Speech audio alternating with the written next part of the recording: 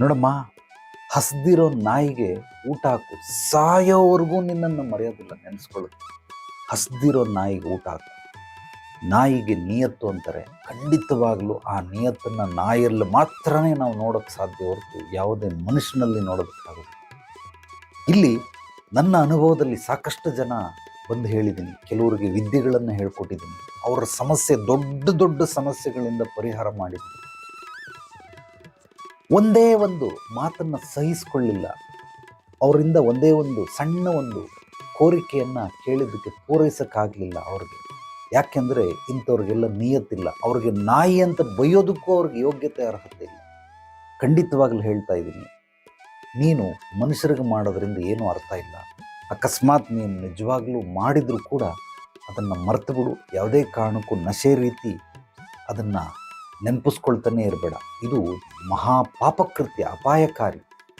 ನೀನು ಯಾರಿಗೆ ಮಾಡಿರು, ಗಂಡನಿಗೆ ಮಾಡು, ಮಗಳಿಗೆ ಮಾಡು, ಅಪ್ಪ ಅಮ್ಮನಿಗೆ, ಅತ್ತೆ ಮಾವನಿಗೆ, ಹೆಂಡತಿ, ಅಣ್ಣ ತಮ್ಮಂದಿರು, ಅಕ್ಕ ತಂಗಿರು, ಸ್ನೇಹಿತರಿಗೆ, ಯಾರಿಗೆ ಮಾಡು, ನಿನ್ನ ಖುಷಿಗೋಸ್ಕರ ಮಾಡು, ಮರ್ತು ಬಿಡು. ಆ ಕಡೆಯಿಂದ ಏನನ್ನು ಅಪೇಕ್ಷಿಸಬೇಡ, ನಿರೀಕ್ಷೆ ಮಾಡಬೇಡ. ಇದರಿಂದ ಏನೂ ಪ್ರಯೋಜನ ಇಲ್ಲ. ಇವತ್ತು ನೀನು ಈ ರೀತಿ ದುಃಖ ಪಡ್ತಾ ಇದೆಯಾ ಅಂದರೆ ಮೂಲ ಕಾರಣನೇ ಅದು. ನೀನು ಅಪೇಕ್ಷೆ ಹೆಚ್ಚಾಗಿದೆ ನಿನ್ನಲ್ಲಿ, ನಿರೀಕ್ಷೆಗಳು ಸಿಕ್ಕಾಬಟ್ಟೆ ಇದೆ ನಿನ್ನಲ್ಲಿ. ಆದರೆ ಅವ್ರು ಯಾರು ನಾಯಿಗಳಲ್ಲ. ನಾಯಿಗೆ ನಿಯತ್ತಿರೋದ್ರಿಂದ ಒಂದು ಹೊತ್ತು ಊಟ ಹಾಕಿದ್ರೂ ಅದು ಸಾಯೋವರೆಗೂ ನೆನೆಸ್ಕೊಳ್ಳುತ್ತೆ. ಅಂಥದ್ರಲ್ಲಿ ಇವ್ರಿಗೆ ವರ್ಷ ಎಲ್ಲ ಎಷ್ಟು ಮಾಡಿದ್ರೂ ಕೂಡ ನೆನೆಸ್ಕೊಳ್ಳೋದಿಲ್ಲ. ನನಗೆ ನನ್ನ ಅನುಭವಗಳಿಂದ ನಾನು ಈ ರೀತಿ ಮಾತಾಡೋದಕ್ಕೆ ಸಾಧ್ಯ. ಸಾಕಷ್ಟು ಜನಕ್ಕೆ ಹೇಳಿದ್ದೀನಿ, ಕಲಿಸ್ಕೊಟ್ಟಿದ್ದೀನಿ, ಅವ್ರಿಗೆ ತಿಳಿಸ್ಕೊಟ್ಟಿದ್ದೀನಿ, ಅವ್ರ ಸಮಸ್ಯೆಗಳಿಂದ ಹೊರಗೆ ಬರೋದಕ್ಕೆ ಸಹಾಯ ಮಾಡಿದ್ದೀನಿ. ಆದರೆ ನನಗೆ ಅವರು ಸಹಾಯ ಮಾಡಬೇಕು ಅಂತ ಬಂದಾಗ ಅಥವಾ ಅವರಿಂದ ನಾನು ಏನನ್ನಾದರೂ ಬಯಸಿದಾಗ ಅವರು ಎಷ್ಟು ಇಲ್ಲಿ ಚಿಟಿಕೆ ಹೊಡೆಯೋಷ್ಟಲ್ಲಿ ರಿಜೆಕ್ಟ್ ಮಾಡ್ತಾರೆ ಅಂತಂದರೆ ನೆನಪಿಸ್ಕೊಳ್ಳೋದಿರಲಿ, ಅದು ಬಹಳ ದೂರದ ಮಾತು. ಇವನಿಗೆ ದುರಹಂಕಾರ, ಅಹಂಕಾರ ಬಂದ್ಬಿಟ್ಟಿದೆ, ಇವನೇ ದೊಡ್ಡ ಬ್ರಹ್ಮಗುರು ಅಂತ ಅನ್ಕೊಂಬಿಟ್ಟವನೆ, ಸೊ ಜಗತ್ತನ್ನು ಸೃಷ್ಟಿ ಮಾಡ್ದಾನೆ ಇವನು ಅನ್ಕೊಂಬಿಟ್ಟವನೆ, ಯಾವಾಗಲೂ ಒಂದು ಕಾಲದಲ್ಲಿ ಸಹಾಯ ಮಾಡಿದ್ದಕ್ಕೆ ಏನು ಜೀವನ ಪರ್ಯಂತ ನಾನು ಇವನಿಗೆ ಚರಣದಾಸನಾಗಿರಲ್ಲ ಅಂತ ಹೇಳ್ಕೊಂಡು ಹೊರಟು ಮಾತುಗಳನ್ನು ಅವರ ಒಳಗಡೆನೇ ಆಡ್ಕೊಳ್ತಾ ಇರ್ತಾರೆ. ಅದೇ ರೀತಿ ಮನುಷ್ಯನಿಗೆ ಖಂಡಿತವಾಗ್ಲೂ ನಿಯತ್ತಿಲ್ಲ. ಎಲ್ಲರಿಗೂ ಹೇಳ್ತಾ ಇಲ್ಲ, ಒಂದು 20% ಜನಕ್ಕೆ ಖಂಡಿತವಾಗ್ಲೂ ನಿಯತ್ತಿರುತ್ತೆ.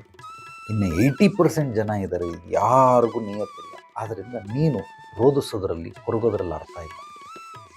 Think positive. ನಿನ್ನ ಖುಷಿಗೋಸ್ಕರ ನೀನು ಇನ್ನೊಬ್ರಿಗೆ ಸಹಾಯ ಮಾಡು. ಅವ್ರಿಗೆ ಏನು ಬೇಕು ಆ ರೀತಿ ನೀನು ಯಾವುದನ್ನು ಬೇಕಾದ್ರೂ ಮಾಡು, ತೃಪ್ತಿಗೋಸ್ಕರ.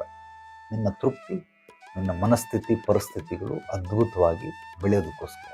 ಅದು ಬಿಟ್ಬಿಟ್ಟು ಅವರಿಂದ ಏನಾದರೂ ನಿರೀಕ್ಷೆಗಳನ್ನು ಮಾಡಿಕೊಂಡ್ರೆ, ಅಪೇಕ್ಷೆಗಳನ್ನು ನೀನೇನಾದರೂ ಬಯಸಿದ್ರೆ ಖಂಡಿತವಾಗಲೂ ನೀನು ನೆಮ್ಮದಿಯಾಗಿರೋದಕ್ಕೆ ಸಾಧ್ಯವೇ ಇಲ್ಲ. ನಾನು ಹೇಳೋ ವಿಚಾರನ ಬರೆದಿಟ್ಕೊಂಬಿಡು. ಡೆಫಿನೆಟ್ಲಿ ಹೇಳ್ತಾ ಇದ್ದೀನಿ, ಅನುಭವದ ಮಾತುಗಳು ಅಮೃತಕ್ಕೆ ಸಮ ಅಂತಾರೆ. ಈ ಮಾತುಗಳನ್ನು ನೀನು ಟ್ಯಾಟು ಹಾಕಿಸ್ಕೋಬೇಕು, ಅಚ್ಚೆ ವಹಿಸ್ಕೊಳ್ಬೇಕು ಅಂತ ಅದ್ಭುತವಾದ ಮಾತುಗಳು. ಮತ್ತೊಮ್ಮೆ ನಾನು ಹೇಳಿರೋದನ್ನು ಮನೆಗೆ ಹೋಗಿ ಮನನ ಮಾಡಿ, ನಿನಗೆ ಅರ್ಥ ಆಗುತ್ತೆ.